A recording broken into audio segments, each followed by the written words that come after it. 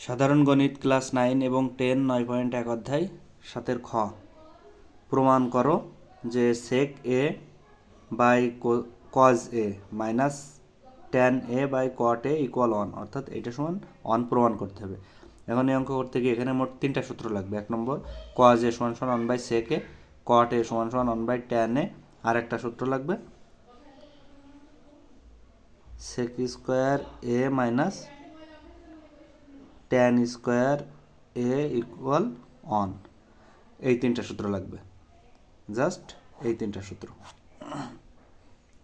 এখন left hand side এখানে যা ছিল হুবহু সেটাই বসাই দিলাম। এখন এই sec a এর sec এর জায়গায় sec a লিখলাম, আর নিচে cos a, এই cos এর সূত্র আমরা কি জানি, cos a সমান 1 বাই sec a লিখতে পারি, cos a সমান 1 বাই sec a আমরা লিখতে পারি। tan এর জায়গায় tan লিখলাম, এই দাগ লিখলাম, আর cot এর পরিবর্তে 1 বাই tan লিখতে পারি, যেহেতু cot সমান 1 বাই tan।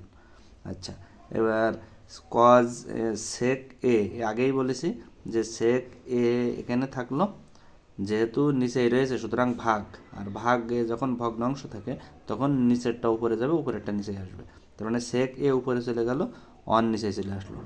আচ্ছা, এই ট্যানের জায়গায় ট্যান থাকলো, এবার এখানে গুণ চিহ্ন দিলাম, এই ট্যানটা উপরে যাবে, এই 1টা নিচে আসবে, সুতরাং ট্যান বাই 1। আর যার নিচেই কিছু নেই তার নিচে পৃথিবীর প্রত্যেকটা সংখ্যার নিচে মনে মনে 1 ধরে নিতে হবে। এর নিচেও মনে মনে 1 আছে, এর নিচেও মনে মনে 1 আছে। সুতরাং sec a আর এই sec a গুণ করলে sec স্কোয়ার a, মাইনাস করতে মাইনাস, আর tan a into tan a মানে tan স্কোয়ার a। এখন এর নিচেই 1 দিলেও চলে, না দিলেও চলে, এর নিচেও 1 দিলেও চলে, না দিলেও চলে, সমস্যা নেই। আচ্ছা, এখন sec square a minus tan square a, এই আগেই বলেছি sec square a minus tan square a equal 1 সূত্র। Just sec square a minus tan square a equal 1 equal right hand side, প্রমাণিত। ধন্যবাদ সকলকে।